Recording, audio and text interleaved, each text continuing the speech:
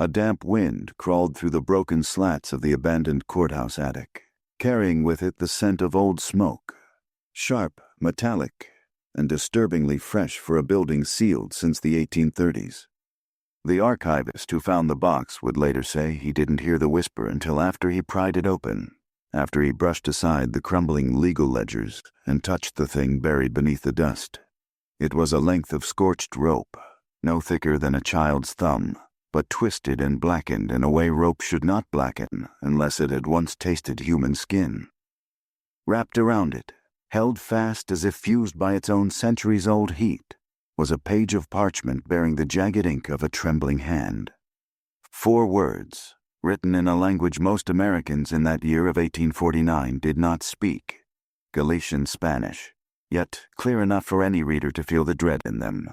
Ella no murió allí. She did not die there. There were other items in the box: a rusted hairpin, a rosary missing its crucifix, and a folded court transcript describing in stark detail the final recorded hours of a woman known only by the name given to her by the court, María de los Santos, once called by locals the witch slave of Rowan County. She had been sentenced to death by burning for sorcery, conspiracy, and unnatural healing arts. The transcript noted her execution took place before sunrise. It also noted, rather chillingly, that no body was recovered. The archivist had opened the box because of a rumor, an old one, kept alive in family letters and private diaries, that 33 people once claimed this same woman cured them of ailments no doctor in North Carolina could name, that her healing came with a cost, that she vanished in a wave of smoke before the pyre touched flame, and that her disappearance had been quietly locked away by several of Rowan County's most powerful families, whose descendants still held influence well into modern times.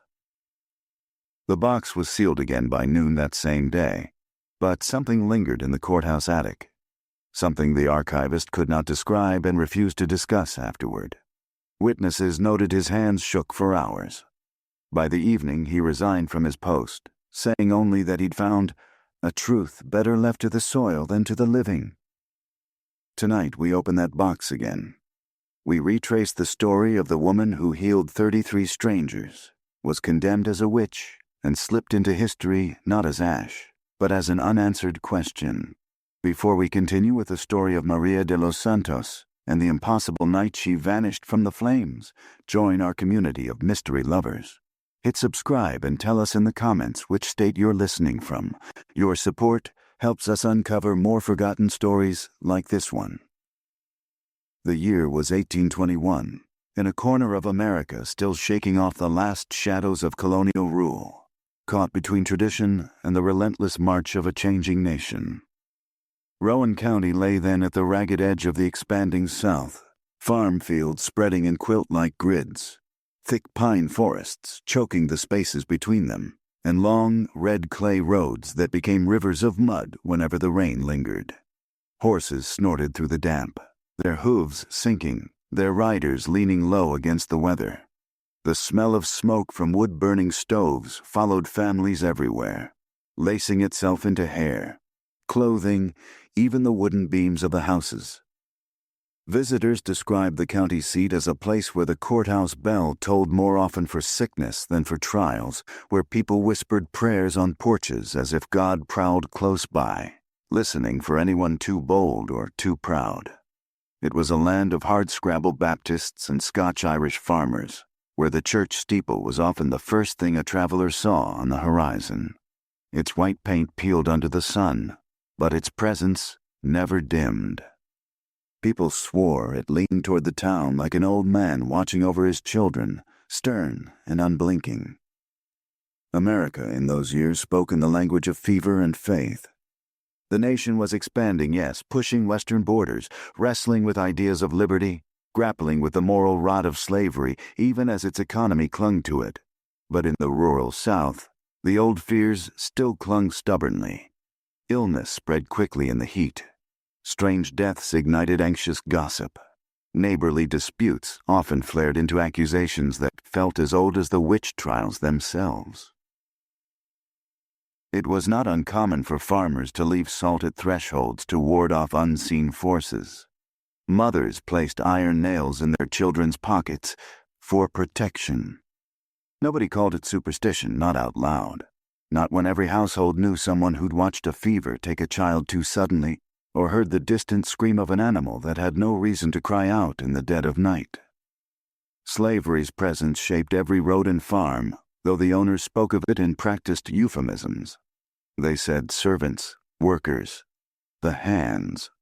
But the truth was visible in every field, rows of men and women bending under the weight of summer, chants rising low and rhythmic to carry them through the day. Those chants made some white families uneasy. They didn't like the way the harmonies curled in the evening light, like prayers older than the churches. More than one plantation owner whispered that the songs felt like spells. Into this world arrived María de los Santos, though no one agreed on precisely when. Some claimed she had been purchased in New Orleans and brought east. Others insisted she walked into Rowan County on her own 2 feet, barefoot and silent, except for the soft rustle of the rosary she wore at her throat. The earliest court record placed her living on the outskirts of a plantation owned by the Whitmore family, in a narrow timber house built for field laborers. Maria stood out immediately. Her Spanish accent, her manner of speaking, gentle yet clipped, as if each English word had been weighed before leaving her mouth. Her skin the deep warm tone of the Caribbean coast, her hair bound in braids tight enough to shine. Older women noted she carried herself differently than other enslaved workers, moving with a careful stillness that made some men uneasy. Children followed her sometimes, drawn by her soft singing, though their parents pulled them back, muttering that she brought strange winds with her. The county was already on edge that year. A fever season had begun early, stealing strength from grown men, leaving them delirious in their beds. One doctor blamed miasmas, invisible poisons rising from swamp soil. Another blamed bad whiskey. A preacher warned that God was reminding the people of their sins, and that the afflicted should seek repentance before medicine. Against this backdrop, the news of Maria's first healing spread quietly, slipping from mouth to mouth with an unease that bordered on awe. A child who had not spoken for weeks suddenly regained her voice after Maria laid a hand on her forehead and whispered a prayer no one recognized. A farmer whose leg wound had turned the color of spoiled fruit walked again a few days after she treated him, though he told no one what exactly she did, only that the pain vanished the moment she touched him. Her presence unsettled Rowan County in ways its people could not yet explain. Her name appeared in hushed kitchen conversations, in the murmured debates of church elders, in the wary glances exchanged in the marketplace.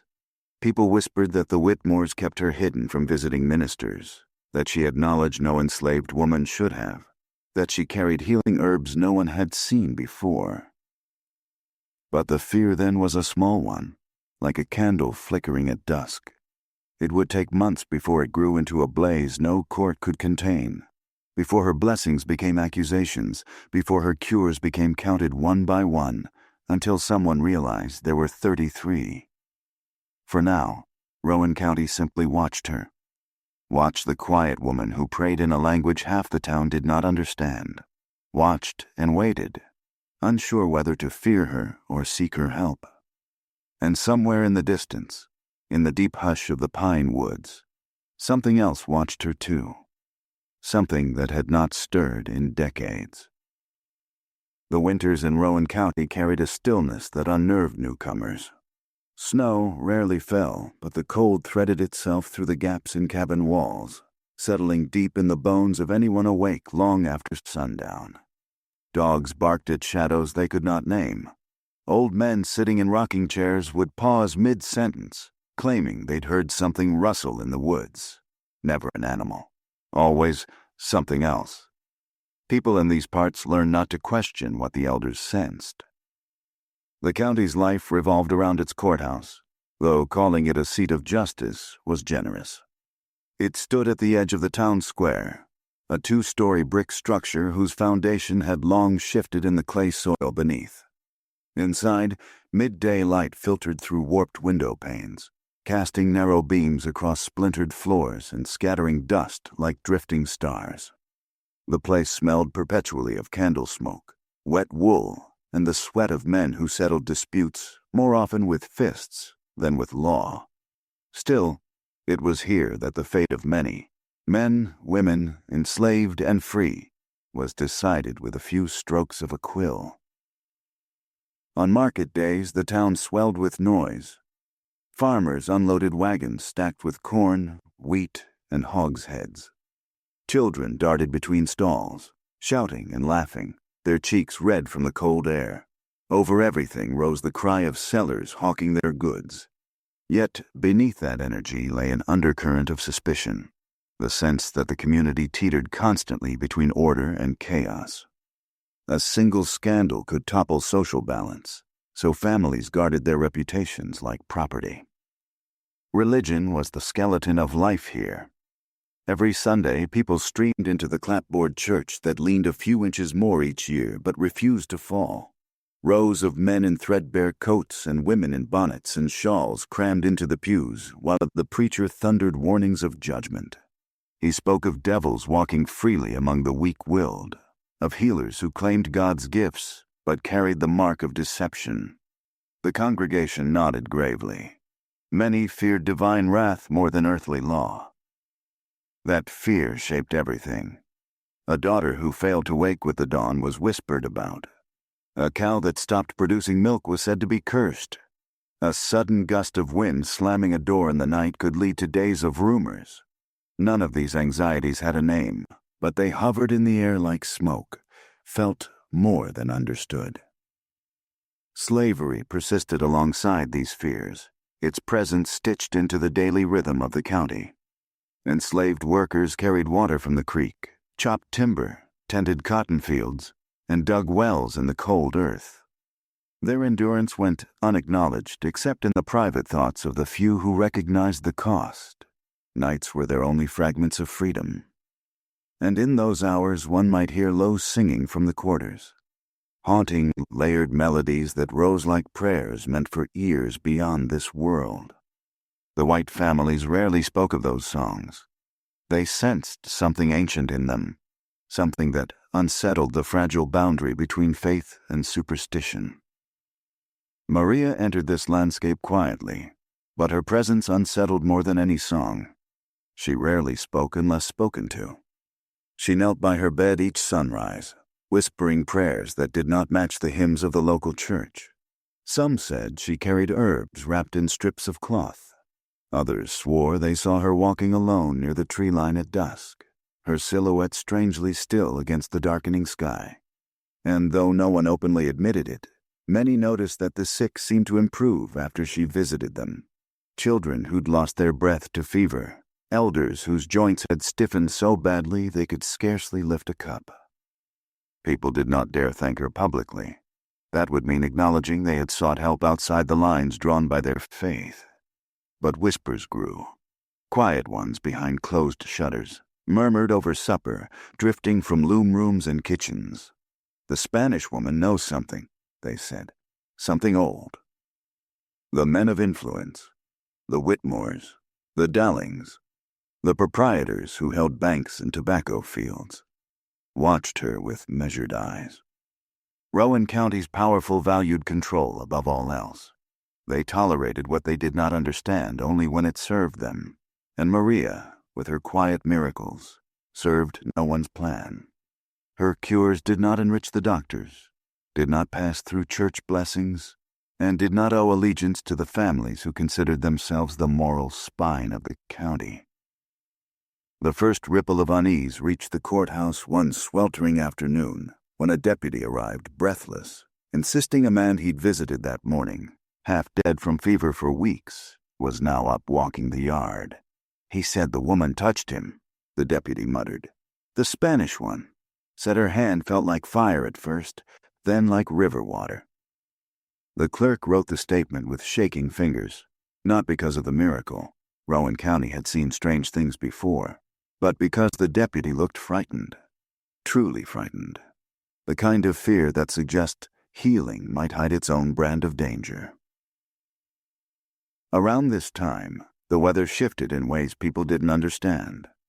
Thunder rolled on clear days. Birds flocked to the fields and watched from fence posts, silent and unmoving. Children whispered that they saw shapes in the woods, figures that left no footprints. Adults dismissed these claims, but their dismissal lacked conviction. They felt the tension too. At night, the smell of burning pitch sometimes crept through the town with no fire in sight. Dogs howled toward the east, toward the dense pine forest that locals avoided after dusk. The air felt heavier. People woke gasping, unsure whether from nightmare or something hovering in the dark. In this uneasy world, this blend of faith, superstition, sickness, and fear, Maria walked with a calmness that drew attention like a magnet. Some saw salvation in her.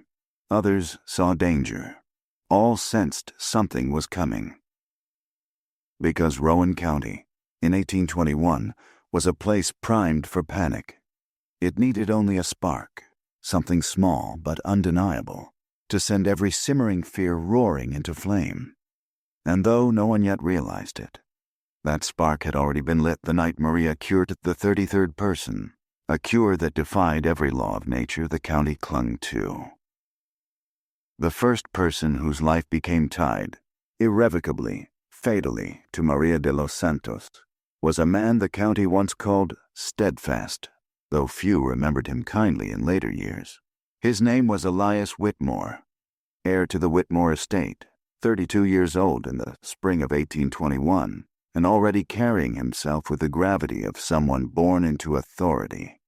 People said his face rarely changed expression, even as a boy, as though he'd inherited his composure the same way he inherited the land, rigid, unmoved, carved from older stone. His eyes were a cold, pale gray that unsettled those who lacked confidence. His gaze lingered too long, as if measuring not just a person's worth, but their weaknesses. Elias had ambitions whispered only to those he trusted. He wanted more acreage, more influence, a seat in the state assembly by his 40th year. He rarely smiled, but when he did, it was a small, calculated expression, as though joy were merely another currency. Yet for all his sternness, Elias was not cruel by the standards of his time. He simply believed order must remain unchallenged. He first spoke of Maria, according to later testimony, to his overseer Samuel Price. Standing near the cotton field fence, Elias watched her walk toward the well house, the light catching the carved wooden rosary she wore. "That woman," Elias murmured. "She makes the others uneasy." Price spat tobacco juice into the red clay. "Uneasy ain't the same as dangerous." Elias's jaw tightened. "Unease is where danger starts."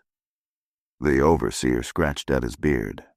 "She keeps to herself, works hard, doesn't cause trouble." Elias didn't respond immediately. His eyes followed Maria until she disappeared beyond the corner of the worker cabins. When he finally spoke, his voice was low, even. "I want to know where she came from, and what she carries in that satchel of hers." Price snorted. "Herbs and scraps, women things." Elias turned sharply. "Everything has meaning, Price."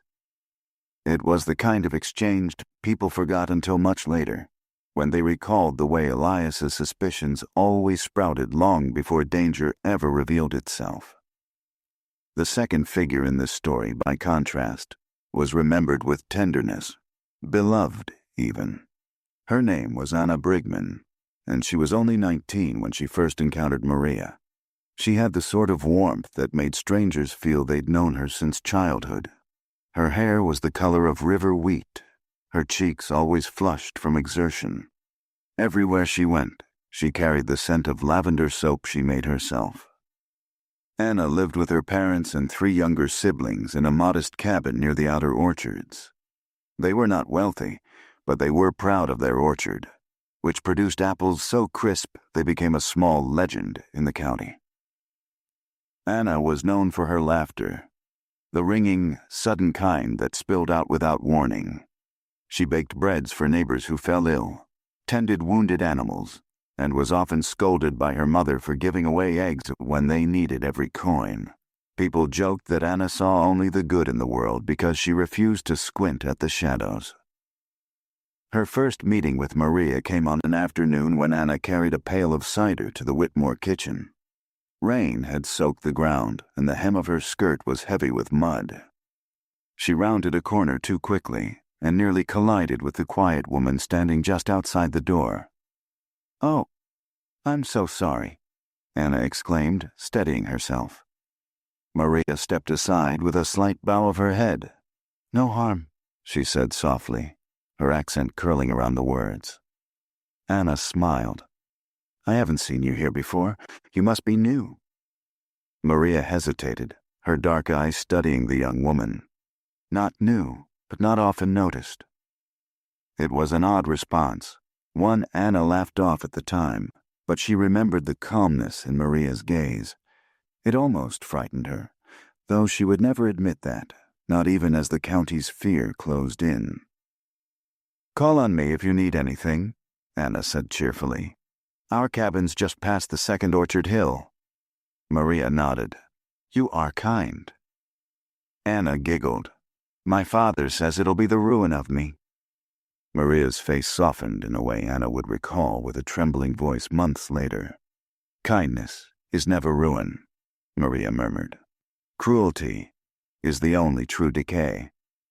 The third figure at the heart of the unraveling was Reverend Silas Harrow, a man whose sermons struck the air like lightning and whose faith left no room for ambiguity.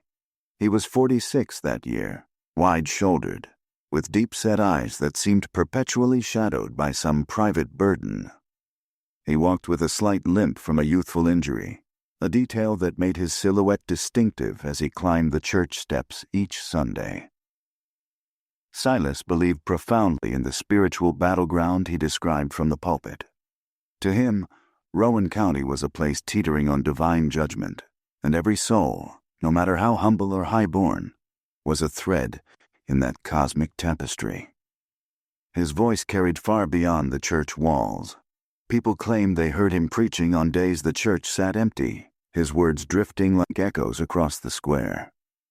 "We are watched," Silas declared often, "by angels, by devils, by the Lord's own gaze, and nothing escapes his witness." It was no surprise he noticed Maria long before her name reached his ears.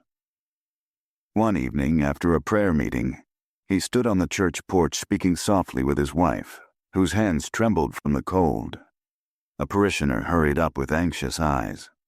"Reverend Harrow, have you seen the new woman on the Whitmore land?" the man asked. Silas's brow furrowed. "No. What of her? They say she prays in foreign words, that sick folks walk again after she visits." Silas exchanged a grave look with his wife. Then, in a low voice, "Healing is the Lord's domain. She touches them, Reverend," the man whispered. "Touches them with no permission from the church." Silas's eyes hardened. "Then we must learn what spirit moves through her." His wife placed a hand on his sleeve. "Silas, you always fear the worst." He answered quietly, "A shepherd who does not fear for his flock is no shepherd at all." These three, Elias Whitmore, Anna Brigman, and Reverend Silas Harrow, would become the anchors of Rowan County's reckoning. Their lives converged around Maria in ways none predicted, each guided by their own fears, virtues, and private shadows. And somewhere in the quiet spaces between their stories, something waited, something watching as each person, victim, witness, or judge, stepped closer to the mystery that would consume the county.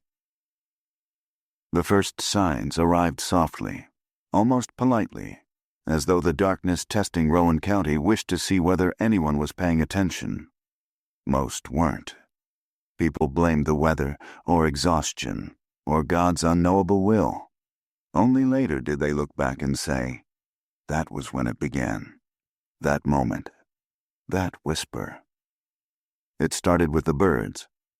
In early June, a flock of starlings descended on the Brigman orchards, but instead of pecking at apples, they gathered in a straight, unnaturally rigid line along the fence, all facing the same direction, the Whitmore property. Anna noticed them first as she walked from the house carrying 2 baskets of washing. She stopped abruptly, the wind brushing stray hair across her cheek. "Well, that's a queer sight," she murmured under her breath. The birds didn't move, didn't twitch, didn't blink. It was as if they were listening, watching. She told her father later while she chopped onions for supper. "They lined up like soldiers," Anna said, her voice unsteady despite her attempt at humor. "Every one of them facing the same way. It was the strangest thing, Papa." Her father chuckled, though his eyes tightened in concern. "Superstitious nonsense. Birds get odd ideas same as people." But he stepped outside after supper to look toward the fence.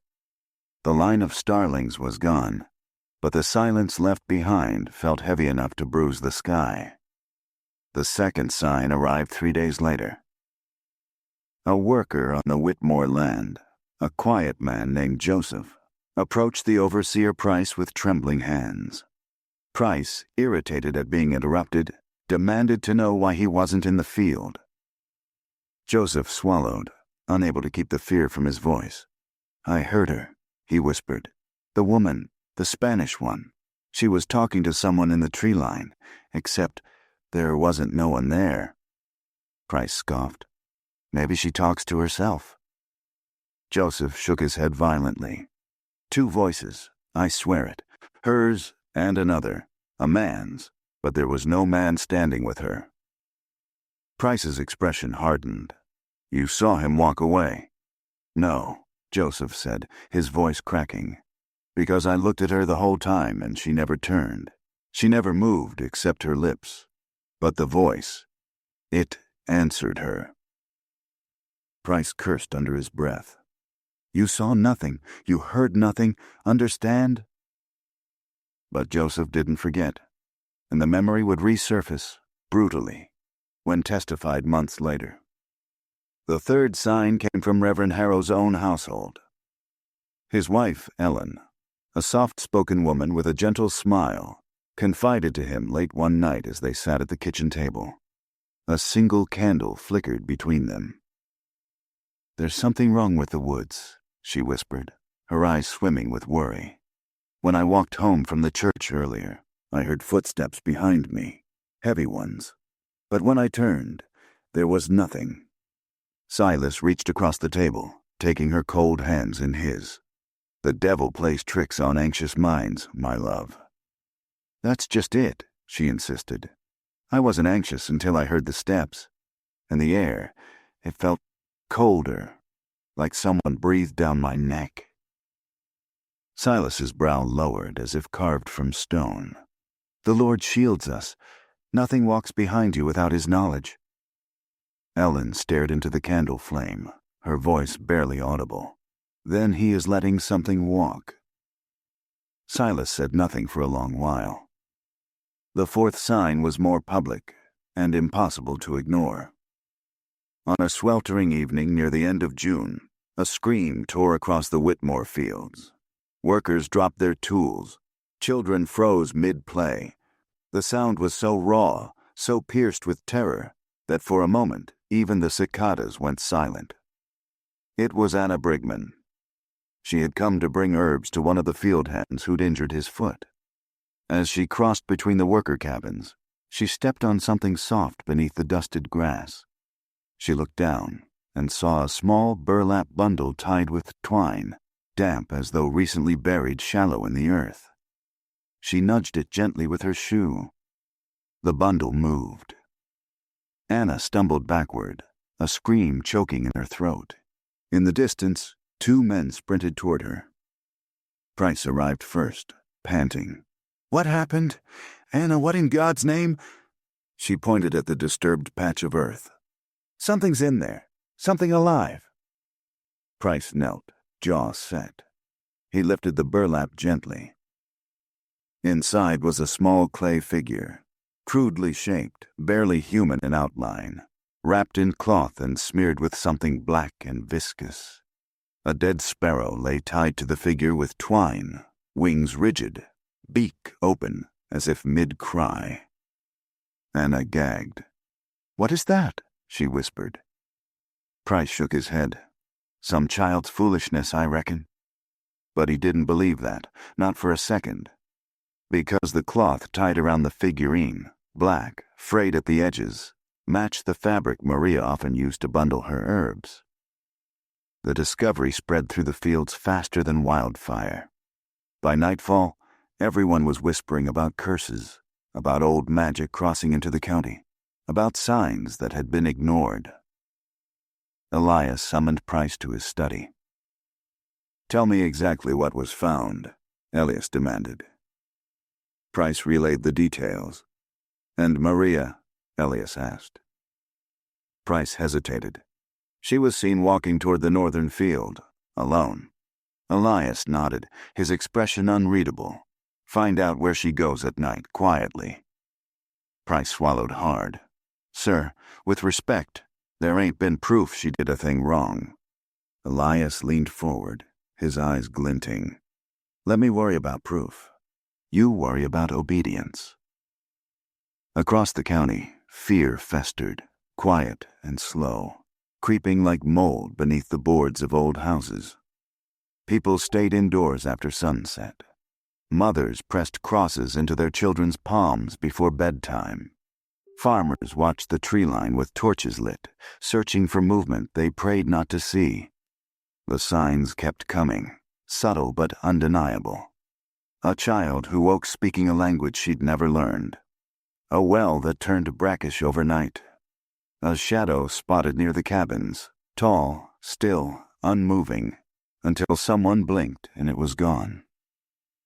And always, Maria kept to herself. Calm, silent, watching. The people of Rowan County tried to convince themselves these were coincidences. The world had always been unpredictable. Illness came and went. Animals behaved strangely. People saw things in the dark that weren't truly there. But in their hearts, they knew. Something was coming. Something tied to the quiet woman with the carved rosary and the healing hands. Something they no longer believed she could control. The fear that once whispered through Rowan County soon learned to raise its voice. It began as unease, stray anxieties clinging to conversation like burrs after a walk through the pines.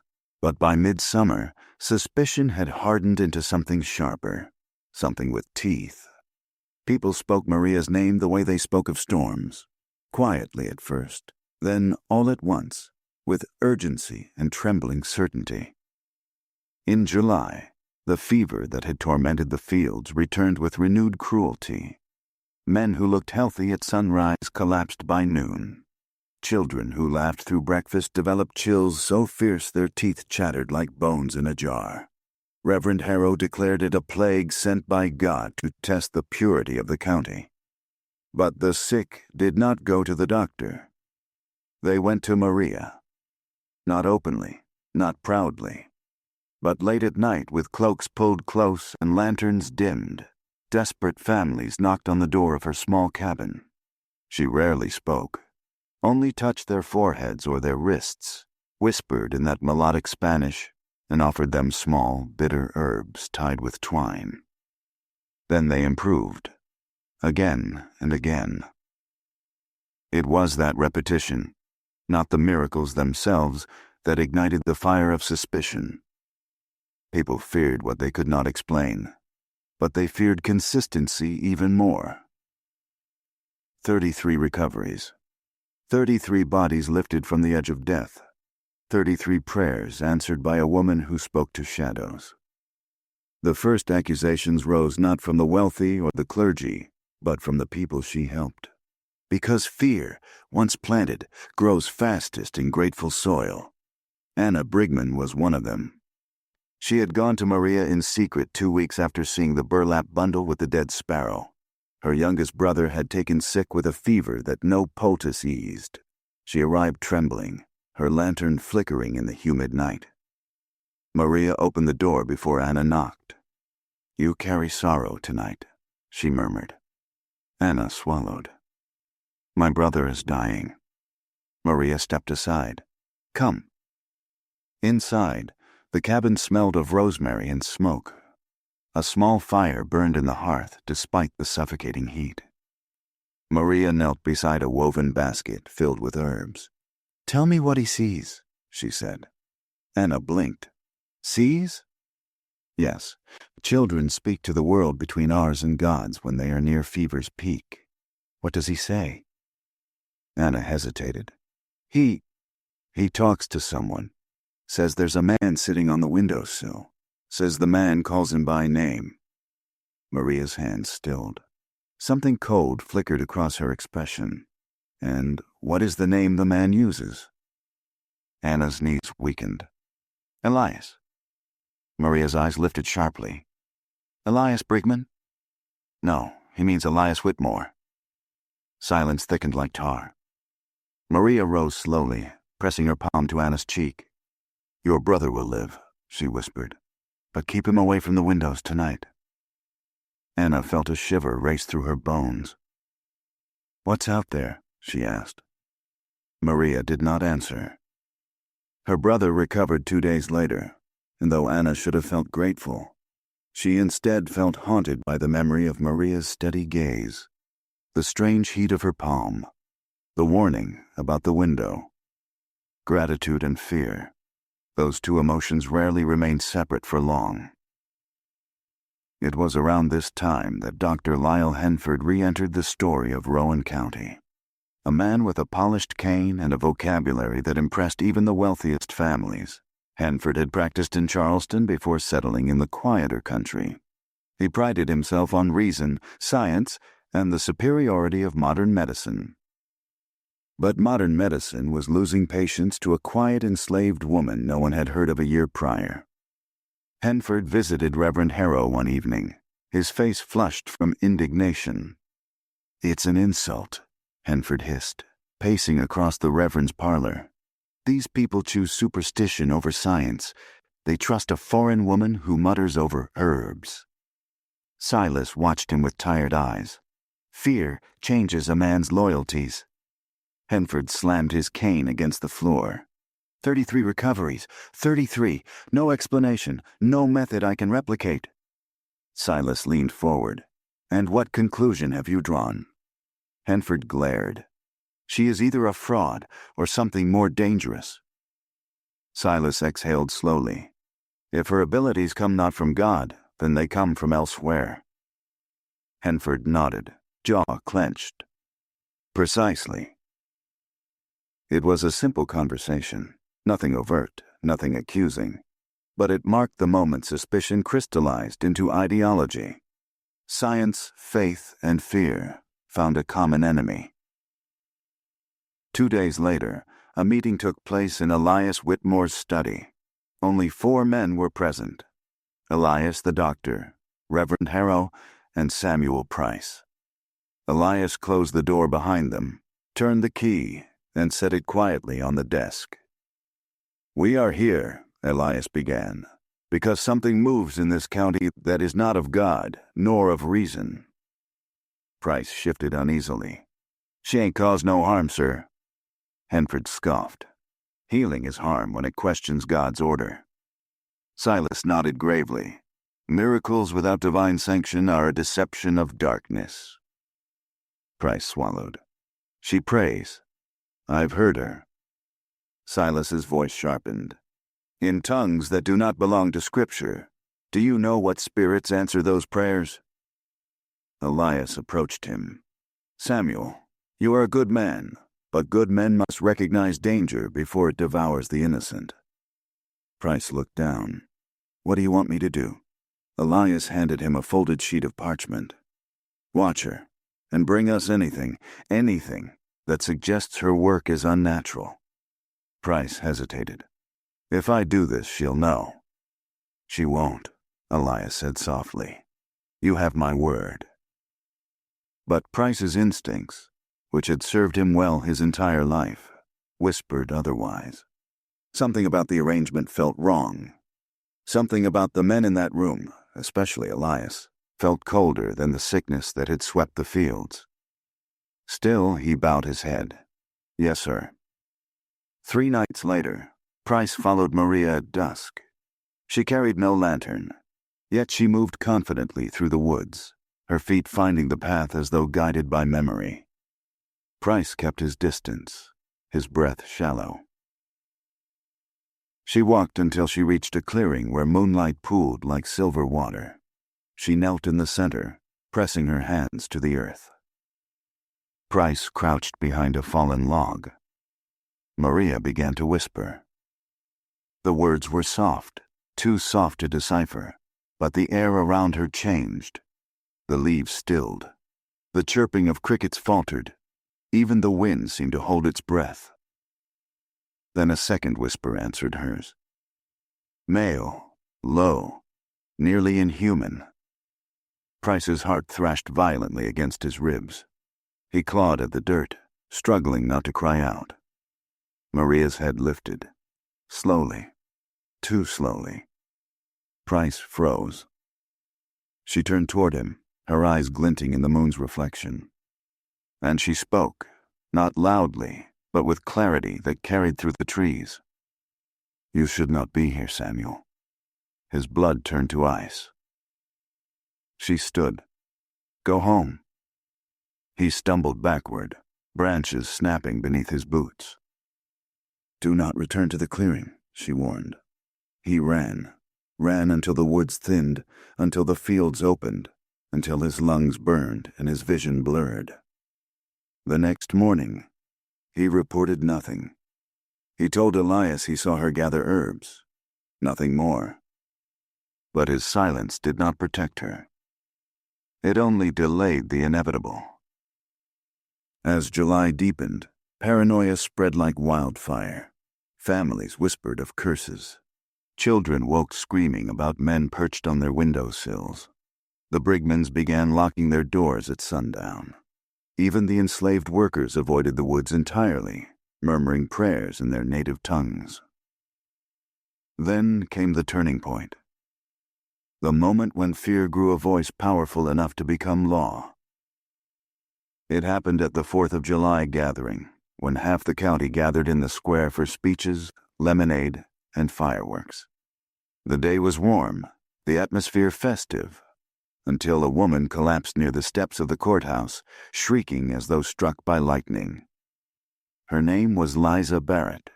She was 26, newly widowed, and known to be susceptible to spells of the nerves. She writhed on the ground, clawing at her arms, screaming, "It burns! It burns!" People rushed to her side. Dr. Henford knelt beside her, gripping her wrists. What happened to you, Liza? He demanded. She gasped, trembling uncontrollably. She touched me. Who? The Spanish woman. The crowd fell silent. She touched me last night, Liza sobbed. Said she would give me strength, but now I'm burning. Inside, I'm burning. Someone shouted, witchcraft. Another, sorcery. And then, from the center of the crowd, reverberating like a judge's gavel, it is time we put an end to this. It was Reverend Harrow. Henford stood beside him, jaw set. Elias stepped forward, arms crossed. The county needs safety, needs order. Liza continued to wail. And the crowd, the frightened, exhausted, superstitious crowd, gave its answer in a single, unified roar. Bring her forward. Make her confess. Stop the curse. It took only 1 hour for a committee to form. 2 hours for a search to begin. 3 hours before they found Maria standing calmly outside her cabin, as though she'd known they would come. She did not resist, did not speak, did not run. She only looked at Elias Whitmore, her dark eyes unfathomably steady. I told you something walks in these woods, she whispered. Elias narrowed his eyes. And I will find out what it is. You already know. Her words rattled him, more than he let anyone see. They dragged her to the courthouse. Anna watched from the orchard fence, hands trembling. Price watched with silent guilt. Silas watched with grim certainty. And Rowan County watched with a hunger that fear made righteous. "What do you think?" the narrator's voice whispers here.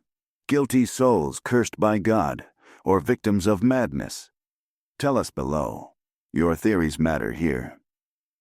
Inside the courthouse, the air thickened with panic, resentment, and the first real hints of horror. The trial, and the revelations that would follow, were only just beginning. Night had already settled over Rowan County by the time they locked María de los Santos inside the courthouse. Clouds smothered the moon, leaving only torchlight licking at the windows. The smell of sweat, pitch, and fear clung to the walls as if the building itself remembered a history of panic. Outside, a crowd gathered, some murmuring prayers, others calling for fire. Inside, Elias Whitmore stared at the woman who had become the center of every whispered dread. She stood in the center of the room, her wrists bound loosely with rope, her posture straight as if standing for judgment were a daily ritual. A single lantern illuminated her face, casting long shadowy shapes under her cheekbones. Her expression was neither defiant nor afraid, only weary, as though she had lived this moment many times before. Dr. Henford paced back and forth like a hound sniffing for proof of a crime. Reverend Harrow prayed beneath his breath, the words spilling in a frantic rhythm. Price lingered near the doorway, sweat beading along his hairline. Every time he met Maria's eyes, his breath caught. She knew he had followed her, knew he had watched what no man should have seen. Elias broke the silence. "Maria," he said, voice steady, "you are brought before us under suspicion of sorcery. You have been seen performing unnatural healings, speaking in unknown tongues, and consorting with spirits." Her brow lifted faintly. "Consorting," she echoed. "Is that the word you choose?" Henford jabbed a finger toward her. "The people you healed share identical symptoms: visions, trembling, nightmares. Some claim to see shadows following them. This is not medicine." Maria looked at him with quiet pity. "No, doctor, it is not." "So you admit," Silas pressed, eyes burning, "that you use powers not granted by God?" She tilted her head. "God hears me, but others listen too." The room chilled. Price swallowed. "Ma'am, what does that mean?" She turned toward him slowly. "You heard the voice. You know."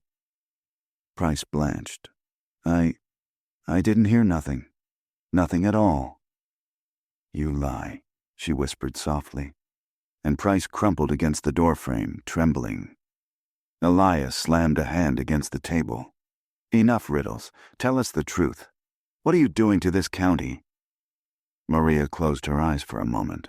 When she opened them again, her voice carried a depth that made even the torches flicker. "I am trying," she said, "to keep something from waking." Silence suffocated the room. "What thing?" Silas demanded. "The same thing that has followed this land since before your churches were built," she said calmly, "before the fields were cleared, before your name, Elias Whitmore, belonged to anyone." Elias stiffened. "My family has lived here only 3 generations. 3 for you," she said, "but the land counts differently." Hanford scoffed. "This is madness." Maria regarded him. "Doctor, you feel it. The heaviness, the breath on your neck when you wake at night. You deny what you sense because it does not fit inside your books." He opened his mouth, then closed it. His hand trembled involuntarily. Outside, a shout rose from the crowd, a thrum of voices anticipating spectacle. Elias ignored it. "Explain the healing," he said sharply. "How did you cure them?" "Not cure," Maria answered. "Redirect." "Redirect what?" Elias asked. Her gaze shifted to the window, to the dark woods beyond. "The hunger." Price made the sign of the cross. Silas stiffened. Hanford scoffed louder this time, his voice cracking. That is superstition, nothing more. But Maria's answer was not directed at him. You have 33 souls wandering the edge, she murmured. Edge of what? Anna Brigman's voice whispered from the doorway. Everyone turned. Anna stood pale and trembling, clutching her shawl around her shoulders. Tears streaked her cheeks, and her hair was tangled from running. I need to hear what she means, Anna said, stepping inside despite Elias's raised hand. I was helped by her. My brother lives because of her. Anna, you should not be here, Elias warned. This is no place for... But Anna's eyes were fixed only on Maria. What did you do to them? She asked. Maria sighed softly. I tried to protect them. From what? Anna whispered. Maria's answer came gently, like a confession prayed over a grave. There is something in the trees, she said. Something old, something bound to this land by violence and blood. It watches for weakness, and when sickness touches a body, it tries to claim it. Price felt his stomach twist. Claim it how? By taking what is leaving, she said.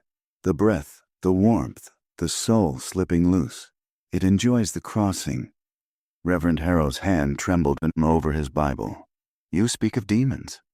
Not demons of your scripture, she said. Much older, much more patient. Hanford hissed. This sounds like an opium dream. But no one agreed. Not truly.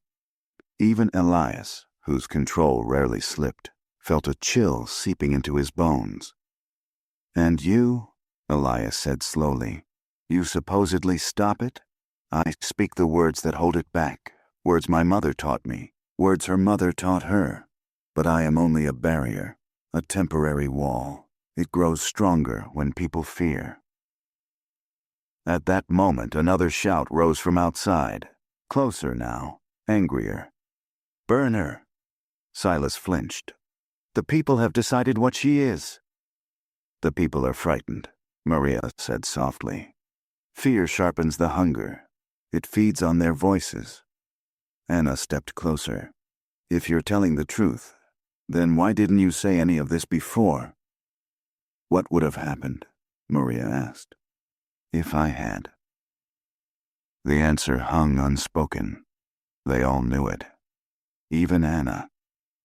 Hanford slammed his cane. Enough. This woman manipulates. She plants illusions. She convinces the sick they're healed. This is psychological weakness. Nothing more. Maria looked at him with quiet sorrow. Ask Liza Barrett. Hanford stiffened. Liza had a fit. She is unstable. No, Maria said. She was already marked. The room stilled. Anna whispered. Marked by what? Maria glanced toward the window again. By the thing that sits on your windowsills, she said. The same thing your brother saw. Anna choked. You said healing him would help. I pulled him away from its grasp, Maria said. But I cannot stop it forever. Reverend Harrow stepped forward, his voice trembling with fervor. You speak of spirits as if they are wildlife, as if they wander and feed as beasts do. This is blasphemy. Truth is only blasphemy, Maria murmured, to those who fear it. Elias slammed a fist on the table. Enough. I want evidence, not stories, evidence. Maria's calm gaze met his. You have already seen evidence. Elias hesitated. Your father, Maria said quietly. Before he died, he saw it. Elias's breath hitched. How do you know about my father? He spoke to me, she said, not in words, but in the tremor of the earth the morning he died. Price whispered, Dear God. Elias's face hardened. That is a lie. Is it? Maria asked. He told you something before he passed, something you never repeated aloud. Elias's knuckles turned white. He was delirious. What did he say? Anna whispered. Elias stared at the floor. When he finally spoke, his voice was barely audible. He said, "It's watching us again." Silas's prayer faltered. Henford's face drained of color. Price muttered a trembling curse. Maria nodded slowly. "Your father knew. Many before him did. This land was always a place where the veil is thin."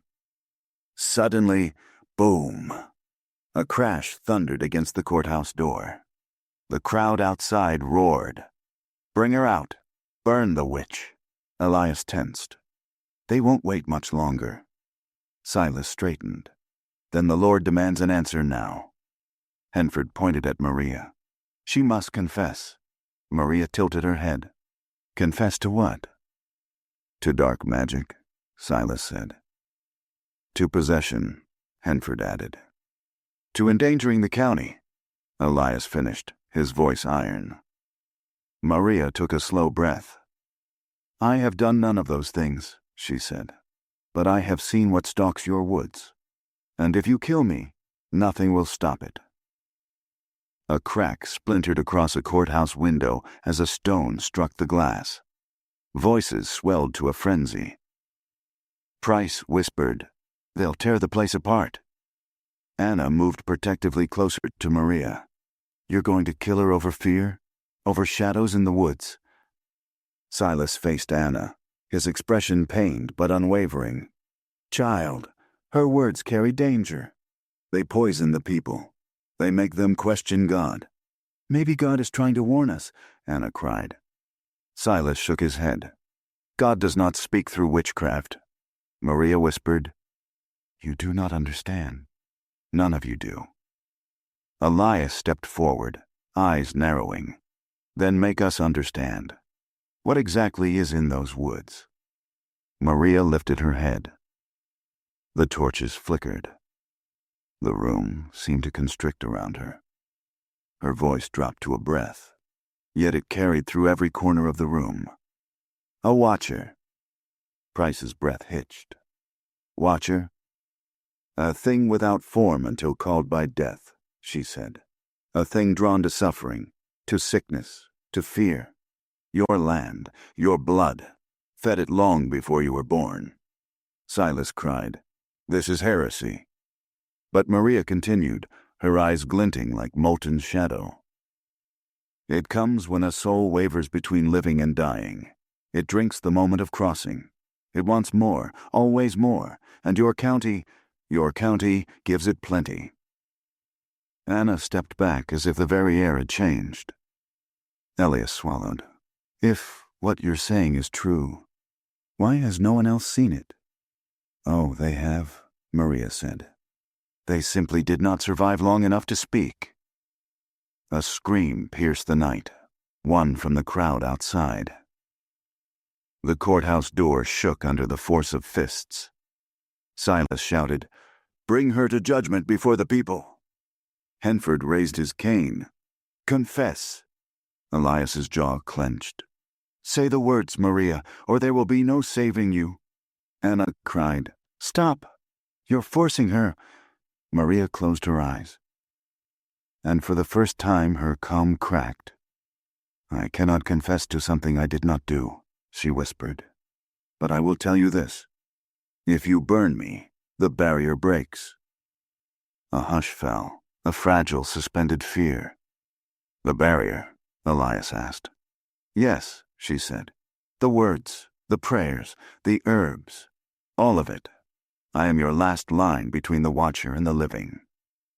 Henford shook his head violently. "This is manipulation." Silas stepped forward, raising his Bible.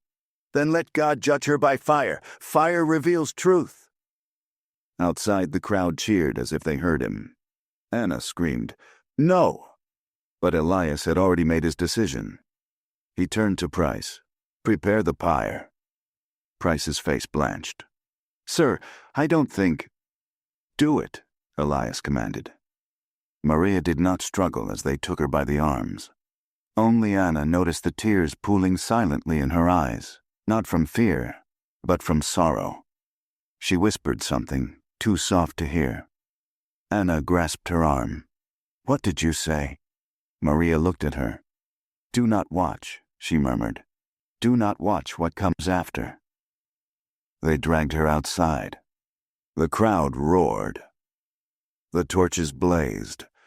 Elias stood tall, though his hands shook. "Doctor," Henford muttered prayers under his breath. Silas raised the Bible high, voice booming with judgment. Price stood trembling beside the wood pile, unable to meet Maria's eyes. "They tied her to the post." Anna sobbed into her hands. Maria lifted her face to the sky. No moon, no stars, only darkness in. Silas shouted, "If you are of darkness, the fire will reveal it." The crowd screamed, "Light it! Light it!" But the moment Price stepped forward with the torch, Maria spoke one last time. "Elias," she said. He froze. "Your father was right." He swallowed. "About what?" Her voice was barely a breath. "It is watching." Then Price touched the torch to the wood. Flames erupted. Light surged upward. Smoke swallowed Maria whole, and then, impossibly, horribly, the flames collapsed. Not died. Collapsed. Sucked inward like a lung drawing breath. The torches flickered violently. A wind rose from nowhere, spiraling around the pyre. People screamed. The fire recoiled from her body. And Maria, bound, burning, simply vanished. No ashes, no remains, only charred rope and smoldering earth, and an unnatural silence. The crowd broke into chaos. Silas dropped his Bible. Henford staggered backward. Anna fell to her knees, shaking uncontrollably. Elias stared at the empty pyre, terror hollowing his chest. And Price whispered, voice trembling so violently it was barely sound. Something took her. In the woods beyond the fields, something moved.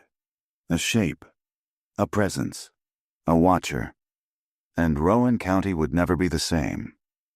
If you stood in that room, the narrator asks now, voice low and trembling, would you call it crime or sacrifice? Leave your answer. Dawn broke over Rowan County like a bruise, slow, swollen, and sickly yellow. The sky held an unnatural stillness, the sort that follows a storm even when no rain has fallen. People woke in their beds with the same question trembling on their lips, whispered into cold morning air. What happened last night? They had no answer. Only fragments. Only terror. The pyre had burned through the darkest hours of evening, but no body ever appeared within its flames. There were witnesses, hundreds of them, each of whom would later swear that the fire devoured itself, collapsing inward as if something in the woods had inhaled it. Some claimed they saw a shape in the smoke, tall and shifting, watching the frenzy with a patient gaze. Others insisted they heard a voice whisper their names. The official story, however, said none of this. The official story said the fire consumed everything. That was Elias Whitmore's first decree. By sunrise, the courthouse bell rang again and again, summoning every man who had authority and every household desperate for direction. The meeting was held inside the same courthouse that had judged Maria the night before, its walls still faintly smelling of smoke and panic. Elias stood at the front, jaw set, eyes ringed with exhaustion. "We will speak with one voice," he declared. "The woman was executed. There is nothing more." Dr. Henford nodded stiffly beside him, though his hands trembled around the head of his cane. Reverend Harrow looked pale, his Bible pressed tightly to his chest. Price lingered near the back, face hollow, eyes red-rimmed as though he had not closed them once during the night. A man in the crowd, one of the orchard owners, rose to his feet. "But there was no body," he said. "How do you explain that?" Elias's gaze was cold. "The flames were stronger than we anticipated." Someone else shouted, "The fire pulled inward. It's witchcraft." "No," Reverend Harrow said sharply. It was judgment. God took her himself. But I saw something in the woods, a young mother cried. By the trees. I know I did. Elias slammed the gavel against the desk. Enough. Silence spread like frost. You will say nothing that spreads panic, he ordered. You will speak only the truth permitted by law. A brittle murmur rippled through the crowd. Whose law? Whose truth? In Rowan County, those were not the same. For days afterward, the county survived in a strange, lurching quiet. People moved through their tasks with half-finished prayers on their lips. Children refused to play near the tree line. Dogs barked incessantly at empty fields. At night, entire households slept with lamps lit and windows barred. Then the nightmares began. 33 people, the ones Maria had healed, woke screaming in the early hours of morning. Their symptoms differed wildly, yet the terror was the same, a tall shape at the foot of their beds, watching them, waiting. One by one, they went to Reverend Harrow seeking comfort.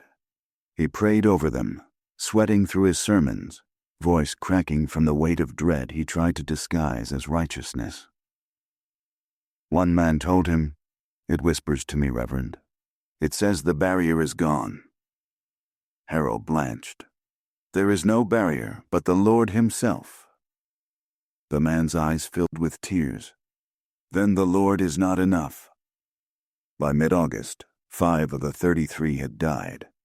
No illness, no wounds, no visible cause. They died with their eyes open, pupils wide, as though they had seen something in their final breath. Dr. Henford performed examinations on 2 of the bodies. He refused to speak of what he found. For the first time in his life, he stopped lecturing on science. Price found him sitting alone outside the clinic late one evening, staring at his trembling hands. "What did you see?" Price asked. Henford whispered, "Something took their breath, like it was taken from the air before they could draw it." Price crossed himself. Henford added softly, "We should never have burned her." Anna Brigman fell into a grief darker than anything she had ever known. She wandered the orchards aimlessly, pressing her fingers to the bark of the trees as if hoping to feel some lingering trace of warmth or reassurance in the wood. Her younger brother, whose life Maria had saved, began waking in the night gasping for breath. Sometimes he spoke in fevered murmurs, repeating the same phrase over and over. "He's here. He's sitting on the windowsill." Anna kept candles lit until dawn each night. She prayed. She wept. But she also burned with a quiet, desperate fury. One afternoon, she stormed into the Whitmore estate and stood before Elias. "You did this," she said. Elias's expression barely changed. "I restored order." "Order?" Anna spat. "My brother is dying. People are dying. You killed the only person who could help us." Elias stared at her, the muscle in his jaw tightening. "You don't understand what I saw that night." "What did you see?" she demanded. He hesitated, but only for a moment. "Nothing I will ever speak aloud." Anna's voice broke. "You murdered an innocent woman." "No," Elias said quietly. "I killed a threat." Anna stepped forward, her eyes burning. "The threat wasn't her." Elias looked away. And that, more than his words, shattered her. Reverend Harrow began preaching daily, sometimes twice a day, his sermons feverish, frantic, desperate. His voice echoed down the aisles with warnings of spiritual invasions, of demonic temptations, of fire cleansing the land. But people no longer looked at him with reverence. They looked at him with fear. Some whispered that he had gone mad. Others whispered he had been touched by the same watcher that now haunted the county. His wife Ellen tried to intervene. "You must stop," she begged, clutching his arm. "You are frightening them." Silas shook her off. Fear may be our only salvation. She stepped back, her voice trembling. Fear is feeding it. Those words chilled him. Because deep down, where Scripture could not reach, he knew she was right. Rumors spread that the woods changed after Maria vanished. Subtle at first, then unmistakable. The trees seemed taller. Shadows lasted too long. Branches shifted when there was no wind. One farmer claimed he saw something bend out of the tree line, a shape with long limbs that folded like smoke. Others reported hearing footsteps behind them, though no one was there. Elias sent armed men to patrol the woods. None lasted more than a day. One returned at sunrise, face white as bone, muttering, "It's walking. It's out there walking. It knows her name." Another man fled the county entirely. A third never came back. In September, the county petitioned the state government for assistance, but the officials dismissed it as hysteria brought on by fever and superstition. There would be no inquiry into Maria's death, no acknowledgement of improper execution, no official investigation. But the local newspaper, the Rowan Herald, ran a front-page column titled, "The Witch Who Left No Ashes." And the thing that followed. It sold out in 20 minutes. The next issue was banned by Elias Whitmore himself. Toward the end of the year, the deaths slowed. The nightmares receded a little. The watchers seemed to retreat back into the woods, quiet, patient, waiting for the land to fracture again. Life in Rowan County returned to something like normal. But nothing healed. Not truly. Some families left the county entirely. Others refused to speak Maria's name ever again. A few, like the Brigmans, prayed for forgiveness from Deason. As for Elias Whitmore, he fathered no children. He never married. He died at the age of 58 in his study, found with his eyes wide open, fixed on the window. Price, who discovered him, later confided to Anna that Elias's face was twisted in a terror so deep it scarcely looked human. Dr. Henford left Rowan County abruptly. His clinic closed overnight. No one ever learned where he went. Reverend Harrow's sermons grew shorter, quieter, as the years passed. Eventually, he too fell silent. His final entry in his journal read only, "The barrier was not hers alone." As for Anna, she tended the orchards until her hair turned silver. She married, bore children, taught them to leave salt at the thresholds and to avoid the woods at dusk. When she was old and her voice shook like brittle parchment, she told her granddaughter, "There was a woman once, a good woman, and we sent her into the fire. But the fire was never meant for her." Her granddaughter asked what happened to the woman. Anna answered softly, "She did not die here, but know where she went would be safe, not with what followed." Nearly 2 centuries later, the courthouse attic held a sealed box, charred rope, faded parchment, a transcript no historian wanted to read twice. And beneath all of it, the faint smell of burnt herbs, a smell that never faded, a smell that, some believe, warns that the barrier remains fragile, that the watcher still waits, and that one day Rowan County may feel its breath again. Rowan County never spoke openly about what happened in the summer of 1821, but it lived with the consequences for generations. The orchards grew back, families rebuilt, new faces arrived who never knew the name María de los Santos. Yet the land kept its memory. Storms fell heavier near the old Whitmore fields. Travelers swore the woods whispered after nightfall. And every few decades, when illness swept through the county, someone would mention, quietly, fearfully, that the air felt like it had in the year of the vanished witch. Some say Maria survived, wandering from town to town with the burden she carried. Others believe she was taken by the very thing she fought to contain. But her story remains a wound in the county's history, thinly healed, easily reopened. So what do you believe? Was María a healer caught in the jaws of superstition, or a guardian protecting Rowan County from something far older than its people? Was the Watcher real, or did fear summon it into being? Write your theory in the comments. And if you want us to keep digging into America's darkest forgotten histories, like this video and subscribe for next week's story.